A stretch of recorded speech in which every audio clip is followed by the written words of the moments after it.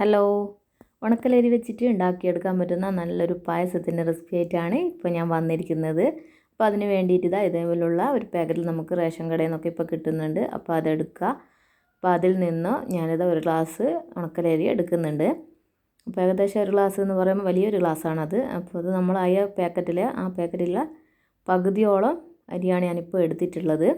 ഇനി ഇതൊന്നൊരു നന്നായിട്ട് കഴുകി എടുത്തിട്ട് കൊണ്ടുവരാം.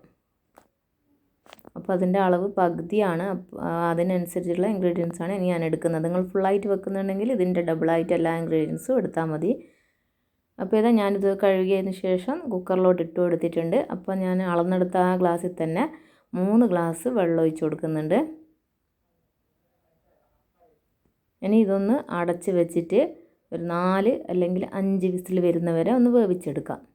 അപ്പോൾ ഓരോ കുക്കറിൻ്റെ വേവ് അനുസരിച്ച് ആയിരിക്കും ഇതിൻ്റെ വേവ്. അപ്പോൾ എനിക്ക് ഏകദേശം 4 വിസിലേ വേണ്ടി വന്നിട്ടുള്ളൂ.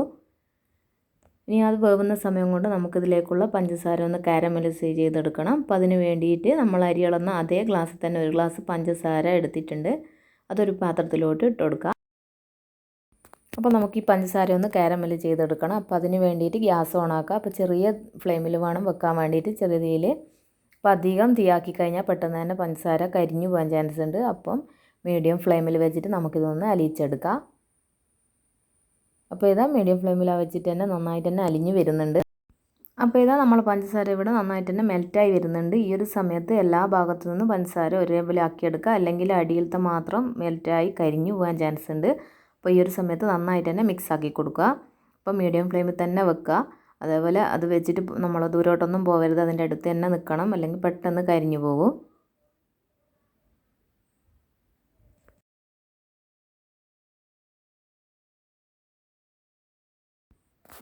അപ്പോൾ ഇതാ ഈ ഒരു സ്റ്റേജ് എത്തിക്കഴിഞ്ഞാൽ പിന്നെ കൈവെക്കാതെ ഇളക്കി കൊടുക്കുക, അല്ലെങ്കിൽ ഇത് പെട്ടെന്ന് തന്നെ കരിഞ്ഞു പോകാൻ ചാൻസ് ഉണ്ട്. അതേപോലെ ഇതിൻ്റെ കളറ് ചെറുതായിട്ടൊന്ന് ചേഞ്ച് ആയാൽ മതി, ബ്രൗൺ കളറായാൽ മതി. അധികം ബ്രൗൺ കളറാവാൻ നിൽക്കരുത്.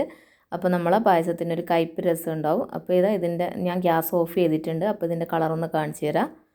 അപ്പോൾ ഇതാ ഇത്രയേ ഉള്ളൂ. ഈ ഒരു കളറാണ് വേണ്ടിയത്. ഇനി ഇതിലോട്ട് നമുക്ക് 3/4 ലിറ്റർ പശുവിൻ പാൽ ഒഴിച്ചു കൊടുക്കാം.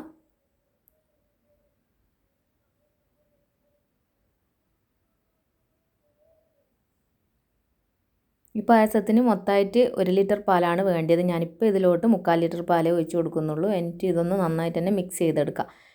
ഇതിപ്പോൾ കുറച്ചൊരു മിക്സ് ആവാത്ത പോലെ ഉണ്ടാവും. പക്ഷെ അത് ചൂടായി കഴിഞ്ഞാൽ അങ്ങ് മെൽറ്റായിട്ട് ഈ പാലുമായിട്ട് യോജിച്ചങ്ങ് പോകും. അപ്പോൾ നന്നായിട്ട് തന്നെ പാൽ ചൂടായി കഴിഞ്ഞാൽ ഇത് മെൽറ്റായിട്ട് നന്നായിട്ട് അലിഞ്ഞിട്ട് തന്നെ വരും. അപ്പോൾ നമുക്കിതൊന്ന് നന്നായിട്ട് തന്നെ ഒന്ന് മെൽറ്റാക്കി എടുക്കാം. പെട്ടെന്ന് തന്നെ ആവും.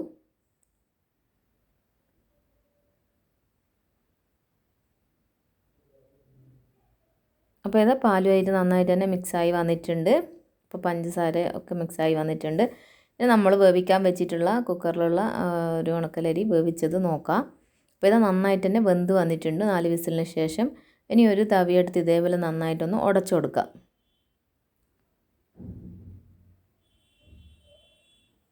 ഉടച്ചു കൊടുത്തതിന് ശേഷം നമ്മൾ നേരത്തെ മാറ്റി വെച്ചിരിക്കുന്ന കാരമലൈസ് ചെയ്ത ആ പാലില്ലേ, അതെടുത്ത് ഇതിലോട്ടൊന്ന് ഒഴിച്ചു കൊടുക്കുക. അപ്പോൾ ആ വീഡിയോ എൻ്റെ കയ്യിൽ മിസ്സായതാണ് ഒഴിച്ചു കൊടുക്കുന്നത്.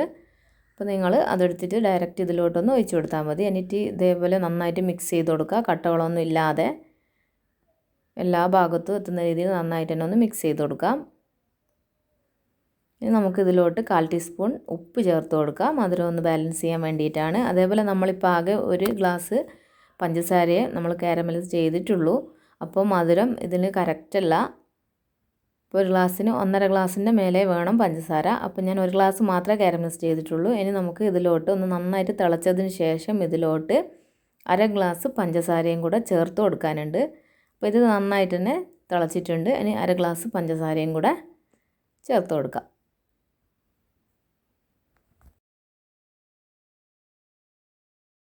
അപ്പോൾ ഇത് പഞ്ചസാര നന്നായിട്ട് തന്നെ മിക്സാക്കി കൊടുക്കുക. അപ്പോൾ ഇത് കറക്റ്റ് മധുരമല്ല, ഒരു ചെറിയൊരു മധുരം ഇപ്പോഴും ഉണ്ടാവുള്ളൂ.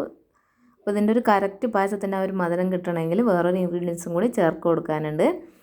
അപ്പോൾ ഇതാ നമ്മൾ 3/4 ലിറ്റർ പാലല്ലേ ഒഴിച്ചിട്ടുള്ളൂ. അപ്പോൾ 1 ലിറ്റർ പാലിൽ നിന്ന് കുറച്ച് പാലെടുത്ത് വെച്ചിട്ടുണ്ട്. അതിലോട്ട് 1/2 കപ്പ് മിൽക്ക് മെയ്ഡും കൂടെ ചേർത്ത് കൊടുത്ത് നന്നായിട്ട് മിക്സ് ചെയ്ത പാലാണിതിപ്പോൾ ലാസ്റ്റ് ഒഴിച്ചു കൊടുത്തത്. അപ്പോൾ അതും കൂടെ ഒഴിക്കുമ്പോഴാണ് നമ്മളെ പായസത്തിന് നല്ലൊരു ടേസ്റ്റ് കിട്ടുക. അപ്പോൾ ഇതാ ഞാൻ അതും കൂടി ഇതിലോട്ട് ഒഴിച്ച് കൊടുത്തിട്ടുണ്ട്. ഇനി നമ്മൾ അധികം തിളപ്പിക്കേണ്ട, ഒന്ന് ജസ്റ്റ് ഇതൊന്ന് തിളച്ച് എല്ലാമൊന്നും മിക്സ് ആയാൽ മതി. അപ്പോൾ ഇത്രയേ ഉള്ളൂ നമ്മൾ ഈ പായസത്തിന്. അതേപോലെ ഈ ഒരു സമയത്ത് കറക്റ്റ് മധുരമാണ്. പിന്നെ നമ്മളിപ്പം മിൽക്ക് മെയ്ഡ് ചേർത്തിട്ടില്ലെങ്കിൽ മധുരം കുറവാണ്. അഥവാ നിങ്ങളെടുത്തില്ലെങ്കിൽ നിങ്ങൾ പഞ്ചസാര തന്നെ ചേർത്ത് കൊടുത്താൽ മതി. പക്ഷേ ഈ മിൽക്ക് മെയ്ഡും കൂടി ചേർക്കുമ്പോഴാണ് നമ്മൾ പായസത്തിൻ്റെ ആ കറക്റ്റ് ഒരു ടേസ്റ്റ് കിട്ടുള്ളൂ. നല്ലൊരു ടേസ്റ്റാണ്. അപ്പോൾ ഞാൻ ഇതിന് മുന്നേയും കുറച്ച് ഒരു വീഡിയോ ഉണക്കലരിയുടെ പായസത്തിൻ്റെ ഇട്ടിട്ടുണ്ട്, പാൽപ്പായസത്തിൻ്റെ. അപ്പോൾ അത് കാണാത്തവരുണ്ടെങ്കിൽ ഒന്ന് പോയി കാണാം കേട്ടോ. അതും നല്ല അടിപൊളി ടേസ്റ്റി ആയിട്ടുള്ള പായസം തന്നെയാണ്. അപ്പോൾ ഇത് ഞാനൊരു ഫ്ലേവറിന് വേണ്ടിയിട്ട് 2-3 ഏലക്കായി പൊടിച്ചതും കൂടെ ചേർത്ത് കൊടുക്കുന്നുണ്ട്. ഇതും കൂടെ ഒന്ന് മിക്സ് ചെയ്തിട്ട് നമുക്ക് ഗ്യാസ് ഒന്ന് ഓഫ് ചെയ്യാം. ഇനി ഇതിലോട്ട് നമുക്ക് അണ്ടിപ്പരിപ്പ് മുന്തിരി ഒന്ന് വറുത്തിടണം.